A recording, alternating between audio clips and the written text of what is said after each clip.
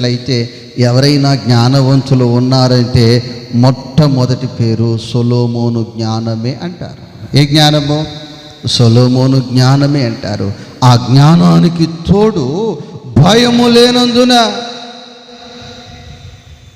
చరిత్రలో ఒకవైపు చూస్తే జ్ఞానవంతుడని నిలిచాడు, మరొక వైపు చూస్తే ఆ చేస్తున్న భక్తి ఆ వ్యక్తిలో నిలవలేని పరిస్థితి అయిపోయింది. కారణం ఏంటంటే అదే వ్యక్తి దైవ భయము లేకుండా ప్రవర్తించినందున. నా ప్రియ తల్లి, నీ భక్తి చాలా గొప్పది, నీ ప్రార్థన చాలా గొప్పది, నీ పాట చాలా గొప్పది, నీ అర్పణ చాలా గొప్పది, నువ్వు చాలా గొప్ప వ్యక్తివని బైబిల్ చెప్తుంది. అదే బైబిల్ ఈ పూట నీతో మాట్లాడుచున్న గొప్ప విషయం ఏంటంటే దైవ భయము నీ జీవితానికి అవసరం. దైవ భయము